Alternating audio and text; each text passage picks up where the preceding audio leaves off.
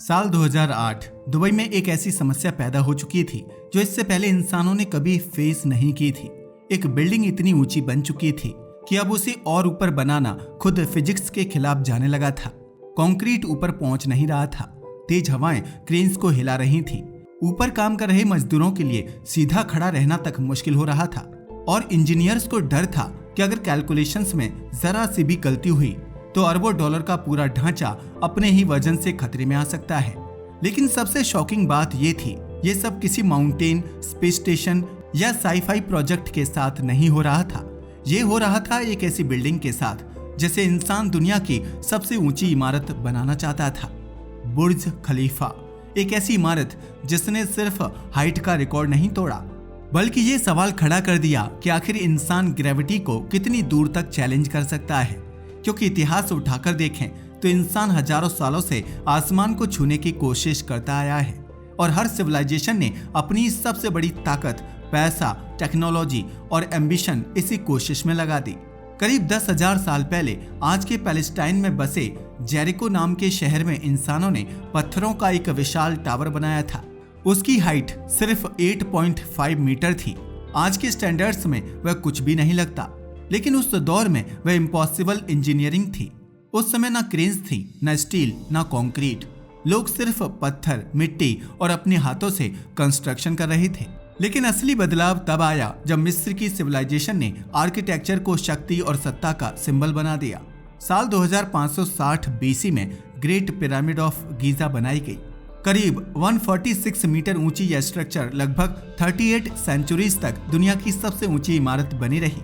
आज भी इतिहासकार इस बात पर बहस करते हैं कि बिना आधुनिक मशीनों के इजिप्शियंस ने लगभग 23 लाख पत्थरों को इतनी सटीकता से कैसे रखा था। हर ब्लॉक कई टन भारी था। कंस्ट्रक्शन में हजारों मजदूर लगे। लंबे समय तक लोगों को लगता रहा कि यह स्लेव्स ने बनाई होगी, लेकिन आर्कियोलॉजिकल एविडेंस बताता है कि वहां स्किल्ड वर्कर्स की ऑर्गेनाइज्ड कम्युनिटीज थीं, जिन्हें खाना, मेडिकल केयर और रहने की जगह दी जाती थी। इस पिरामिड की सबसे बड़ी खासियत सिर्फ उसकी हाइट नहीं थी, बल्कि यह थी कि एंशिएंट ह्यूमंस ने पहली बार ग्रेविटी को ओपनली चैलेंज किया था और फिर लगभग 3800 साल तक कोई सिविलाइजेशन इस रिकॉर्ड को तोड़ नहीं सकी। क्योंकि जैसे जैसे हाइट बढ़ती है, फिजिक्स इंसान के खिलाफ काम करने लगती है। किसी भी बिल्डिंग का सबसे बड़ा दुश्मन उसका खुद का वजन होता है। अगर आप किसी स्ट्रक्चर की ऊंचाई दोगुनी करते हैं तो सिर्फ मटेरियल ही नहीं बढ़ता, उसके नीचे वाले हिस्से पर पड़ने वाला दबाव कई गुना बढ़ जाता है। यही वजह है कि एंशिएंट वर्ल्ड में ज्यादातर स्ट्रक्चर्स चौड़े और भारी बनाए जाते थे। फिर मिडिल एजेस आए और यूरोप ने कैथेड्रल्स की रेस शुरू कर दी। चर्च सिर्फ रिलीजियस बिल्डिंग्स नहीं थे, वे पॉलिटिकल पावर और इंजीनियरिंग कंपटीशन बन चुके थे। इंग्लैंड का लिंकन कैथेड्रल लगभग 160 मीटर ऊंचा पहुंचा और उसने ग्रेट पिरामिड ऑफ गीजा की हाइट को पीछे छोड़ दिया। लेकिन उस समय की टेक्नोलॉजी अनस्टेबल थी। कई गिरजाघरों की ऊंची मीनारें तूफानों में ढह गई। असल में हाइट के साथ सबसे डेंजरस चीज होती है विंड लोड। जमीन पर जो हवा हल्की लगती है वही सैकड़ों मीटर ऊपर जाकर बिल्डिंग को लगातार हिलाती रहती है। अगर स्ट्रक्चर फ्लेक्सिबिलिटी एब्जॉर्ब ना कर पाए तो पूरा टावर कोलैप्स हो सकता है। इसी कारण सेंचुरीज तक दुनिया की टॉलेस्ट स्ट्रक्चर्स चर्चेज ही रहीं, क्योंकि स्टोन आर्किटेक्चर अपनी प्रैक्टिकल लिमिट्स तक पहुंच चुका था। फिर इंडस्ट्रियल रिवॉल्यूशन ने सब बदल दिया। स्टील का बड़े स्केल पर इस्तेमाल कंस्ट्रक्शन हिस्ट्री का टर्निंग पॉइंट था। स्टोन कंप्रेशन को तो हैंडल कर सकता था, लेकिन स्टील टेंशन और फ्लेक्सिबिलिटी दोनों हैंडल कर सकता था। इसका मतलब था कि बिल्डिंग्स अब सिर्फ भारी ब्लॉक्स नहीं रहेंगी, वे फ्लेक्सिबल स्केलेटन्स बन सकती थीं। 1889 में एफिल टावर बना। 300 मीटर ऊंचा यह आयरन स्ट्रक्चर सिर्फ इंजीनियरिंग प्रोजेक्ट नहीं था, यह दुनिया को यह दिखाने का तरीका था कि मॉडर्न इंडस्ट्री क्या कर सकती है। उस समय बहुत लोगों ने इसे अगली कहा, कई आर्टिस्ट ने विरोध किया, लेकिन धीरे धीरे यह मॉडर्न इंजीनियरिंग का सिंबल बन गया। फिर अमेरिका में स्काई स्क्रैपर रेस शुरू हुई। न्यूयॉर्क और शिकागो में जमीन इतनी महंगी हो चुकी थी कि सिटीज को ऊपर बढ़ना पड़ा। यही इकोनॉमिक्स मॉडर्न स्काई स्क्रैपर्स के पीछे की सबसे बड़ी वजह बनी। एम्पायर स्टेट बिल्डिंग इसका सबसे फेमस एग्जाम्पल था। 1931 में ग्रेट डिप्रेशन के दौर में इसे पूरा किया गया। कंस्ट्रक्शन इतनी तेज थी कि मजदूर औसतन हर दिन 4.5 फ्लोर्स खड़े कर रहे थे। करीब 3400 वर्कर्स इस प्रोजेक्ट में लगे थे, जिनमें कई इमिग्रेंट मजदूर थे। उस दौर की मशहूर तस्वीरों में मजदूर सैकड़ों मीटर की ऊंचाई पर स्टील के बीमों पर बिना किसी आधुनिक सुरक्षा उपकरण के बैठे दिखाई देते हैं। उस समय वर्क प्लेस सेफ्टी लगभग ना के बराबर थी। कई मजदूर एक्सीडेंट्स में मारे गए, लेकिन अमेरिका स्काई स्क्रैपर्स को अपनी इकोनॉमिक पावर का सिंबल बनाना चाहता था। धीरे धीरे इंसानों की ऊंचाई की यह दौड़ सिर्फ इमारतों तक सीमित नहीं रही। सोवियत यूनियन ने 540 मीटर ऊंचा ओस्टेनकिनो टावर खड़ा किया। दुनिया भर में giant chimneys, communication towers, massive bridges और विशाल डैम्स बनने लगे। अब मकसद सिर्फ रहने की जगह बनाना नहीं था, बल्कि इंजीनियरिंग, टेक्नोलॉजी और ताकत का प्रदर्शन करना था। लेकिन स्काई स्क्रैपर्स की असली रिवॉल्यूशन 21st सेंचुरी में आई। मिडिल ईस्ट, खासकर दुबई ने ऑयल इकोनॉमी से निकलकर ग्लोबल बिजनेस हब बनने का फैसला किया, और इसके लिए उन्हें एक ऐसी स्ट्रक्चर चाहिए थी जो पूरी दुनिया का अटेंशन खींच सके। बुर्ज खलीफा सिर्फ एक बिल्डिंग नहीं थी, यह ब्रांडिंग प्रोजेक्ट था। इसके कंस्ट्रक्शन में लगभग 1.5 बिलियन डॉलर्स खर्च हुए। हजारों माइग्रेंट वर्कर्स साउथ एशिया से लाए गए। कई रिपोर्ट्स के अनुसार मजदूर बेहद कठिन कंडीशंस में काम कर रहे थे। एक्सट्रीम हीट, लॉन्ग शिफ्ट्स और क्राउडेड लेबर कैंप्स जैसी समस्याएं लगातार सामने आती रही। इंजीनियरिंग चैलेंजेस भी बेहद खतरनाक और मुश्किल थे। बिल्डिंग को रेगिस्तान की तेज हवाओं और हवा के दबाव को ध्यान में रखकर बनाया गया। इसकी शेप ऐसी रखी गई ताकि हवा का जोर एक ही जगह पर ना पड़े। इसके एलिवेटर्स भी खास तरीके से बनाए गए, क्योंकि इतनी ऊंचाई पर नॉर्मल एलिवेटर की केबल्स का वजन ही बहुत बड़ी समस्या बन जाता है। लेकिन बुर्ज खलीफा बनने के बाद भी हाइट की रेस नहीं रुकी। अब सवाल यह नहीं था कि 1 किलोमीटर पॉसिबल है या नहीं, सवाल यह था कि मल्टीपल किलोमीटर्स पॉसिबल हैं या नहीं। टोक्यो जैसे मेगा सिटीज में पॉपुलेशन प्रेशर इतना ज्यादा है कि आर्किटेक्ट्स वर्टिकल सिटीज की कल्पना करने लगे। जापान में कई फ्यूचरिस्टिक कॉन्सेप्ट प्रपोज हुए। उनमें से एक था मेगा पिरामिड शिमिजू। करीब 2 किलोमीटर ऊंचा यह कॉन्सेप्ट टोक्यो बे के ऊपर प्रपोज किया गया था। इसका उद्देश्य था लगभग 10 लाख लोगों को एक सिंगल स्ट्रक्चर में बसाना। लेकिन प्रॉब्लम फिर वही थी, मटेरियल्स। अगर पारंपरिक स्टील और कंक्रीट का इस्तेमाल किया जाए तो स्ट्रक्चर का खुद का वजन ही उसे अस्थिर बना देगा।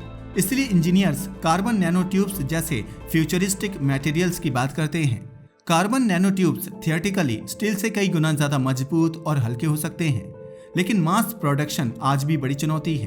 अभी तक इंसान इतनी क्वांटिटी में या मटेरियल इकोनॉमिकली प्रोड्यूस नहीं कर पाया है कि उससे मेगा स्ट्रक्चर्स बन सकें। फिर आया एक्सीड 4000 का कॉन्सेप्ट। 4 किलोमीटर ऊंची यह स्ट्रक्चर माउंट फ्यूजी से भी बड़ी होती। इसमें 800 फ्लोर्स तक की कल्पना की गई। Internal climate control systems, artificial environments और अपने आप चलने वाले परिवहन नेटवर्क जैसे विचार भी शामिल थे। लेकिन जैसे जैसे इंसान ऊंचाई बढ़ाता गया, इंजीनियरिंग की मुश्किलें भी कई गुना बढ़ती चली गईं। ऊपर का टेम्परेचर अलग होता है, हवा की स्पीड अलग होती है, और इतनी ऊंचाई पर एयर प्रेशर और ऑक्सीजन डेंसिटी में भी फर्क महसूस होने लगता है। कई बार बिल्डिंग्स हवा के कारण हल्का हल्का हिलती हैं, और यह मूवमेंट इतना बढ़ सकता है कि अंदर मौजूद लोगों को मोशन सिकनेस तक होने लगे। इसी समस्या को संभालने के लिए मॉडर्न स्काई स्क्रैपर्स में जाइंट ट्यून्ड मार्स डैम्पर्स लगाए जाते हैं। ये बहुत भारी वेट्स होते हैं जो बिल्डिंग के हिलने को बैलेंस करते हैं। ताइपे 101 में लगा 660 टन डैम्पर इसका सबसे फेमस एग्जाम्पल माना जाता है। लेकिन इंसानों की कल्पना यही नहीं रुकी। सबसे एक्सट्रीम कॉन्सेप्ट था टोक्यो टावर ऑफ बेवल। करीब 10 किलोमीटर ऊंची एक इमेजिन्ड स्ट्रक्चर जो आज की किसी भी बिल्डिंग से कई गुना ज्यादा विशाल होती। यह आइडिया इतना विशाल था कि इसमें लगभग 3 करोड़ लोगों को बसाने की कल्पना की गई, यानी कई देशों की पॉपुलेशन एक सिंगल बिल्डिंग में। लेकिन यह सिर्फ इंजीनियरिंग चैलेंज नहीं है, यह इकोनॉमिक्स, पॉलिटिक्स और ह्यूमन साइकोलॉजी की भी प्रॉब्लम है। ऐसी बिल्डिंग को मेंटेन करना अपने आप में एक सिटी चलाने जैसा होगा। पानी की सप्लाई, कचरा प्रबंधन, आग से सुरक्षा, हवा का प्रभाव, लिफ्ट और खाने पीने की व्यवस्था, हर सिस्टम पहले से कहीं ज्यादा बड़े स्तर पर चाहिए होगा। और सबसे बड़ा खतरा होगा इवैक्यूएशन। अगर इतने विशाल स्ट्रक्चर में फायर, अर्थक्वेक या पावर फेलियर हो जाए तो लाखों लोगों को सेफली बाहर निकालना प्रैक्टिकली इम्पॉसिबल हो सकता है। इसलिए कई एक्सपर्ट्स मानते हैं कि फ्यूचर शायद अल्ट्रा टॉल सिंगल टावर्स का नहीं, बल्कि इंटरकनेक्टेड स्मार्ट सिटीज का होगा। लेकिन इंसान की एम्बिशन सिर्फ एटमॉस्फेयर तक सीमित नहीं है। अब अगला लक्ष्य स्पेस है, क्योंकि आज रॉकेट्स को लॉन्च करना बेहद एक्सपेंसिव है। एक रॉकेट लॉन्च में hundreds of millions of dollars खर्च हो सकते हैं। फ्यूल का बहुत बड़ा हिस्सा सिर्फ रॉकेट के अपने वजन को ऊपर उठाने में खर्च हो जाता है। इसी समस्या का समाधान खोजने के लिए स्टार्ट राम और लॉन्च लूप जैसे विचार सामने आए। इनका मकसद था इलेक्ट्रोमैग्नेटिक सिस्टम्स की मदद से पेलोड्स को तेज रफ्तार देकर अंतरिक्ष तक पहुंचाना। लेकिन सबसे फैसिनेटिंग कॉन्सेप्ट है स्पेस एलिवेटर, एक ऐसी केबल जो अर्थ से सीधे स्पेस तक जाएगी। यह आइडिया साइंस फिक्शन जैसा लगता है, लेकिन फिजिसिस्ट दशकों से इसे सीरियसली स्टडी कर रहे हैं। कॉन्सेप्ट यह है कि अर्थ की सरफेस से एक अल्ट्रा स्ट्रॉन्ग केबल जियो स्टेशनरी ऑर्बिट तक जाएगी। दूसरी तरफ एक मैसिव काउंटर वेट होगा। अर्थ की रोटेशन उस केबल को लगातार टेंशन में रखेगी। फिर एलिवेटर्स इस केबल पर चढ़कर सैटेलाइट्स और कार्गो को ऊपर ले जाएंगे। अगर यह संभव हो जाए तो स्पेस ट्रैवल की कॉस्ट ड्रामेटिकली गिर सकती है। लेकिन सबसे बड़ी प्रॉब्लम फिर वही मटेरियल साइंस की लिमिटेशन है। आज हमारे पास ऐसा प्रैक्टिकल मटेरियल नहीं है जो इतनी लंबी केबल का वजन सेफली संभाल सके। कार्बन नैनोट्यूब्स और ग्रेफीन जैसे मटेरियल्स थियोरेटिकली सूटेबल लगते हैं, लेकिन रियल वर्ल्ड स्केल पर अभी यह टेक्नोलॉजी बहुत दूर है। और जैसे जैसे स्ट्रक्चर्स की स्केल बढ़ती जाती है, अर्थ की फिजिकल लिमिटेशंस सामने आने लगती हैं। Gravity, atmosphere, rotation, weather, lightning, earthquakes, हर फोर्स स्ट्रक्चर के खिलाफ काम करती है। असल में इंसान की सबसे बड़ी लड़ाई हाइट से नहीं, फिजिक्स से है। फिर भी इतिहास बताता है कि हर जनरेशन ने अपनी पिछली लिमिट तोड़ी है। जेरिको का 8 मीटर टावर कभी इम्पॉसिबल लगा होगा। ग्रेट पिरामिड डिवाइन इंजीनियरिंग लगती थी। एफिल टावर को लोग मैडनेस कहते थे। बुर्ज खलीफा को भी कई एक्सपर्ट्स इम्प्रैक्टिकल मानते थे। लेकिन हर बार टेक्नोलॉजी, इकोनॉमिक्स और एम्बिशन ने मिलकर नई हाइट बना दी। और शायद यही वजह है कि इंसान अभी नहीं रुकेगा, क्योंकि स्काई स्क्रैपर्स सिर्फ बिल्डिंग्स नहीं होते, वे सिविलाइजेशंस के ईगो, पावर, फियर और फ्यूचर का रिफ्लेक्शन होते हैं। हर टॉलेस्ट स्ट्रक्चर अपने समय का मैसेज होती है। पिरामिड्स मानो यह कह रहे थे, हम देवताओं के करीब हैं।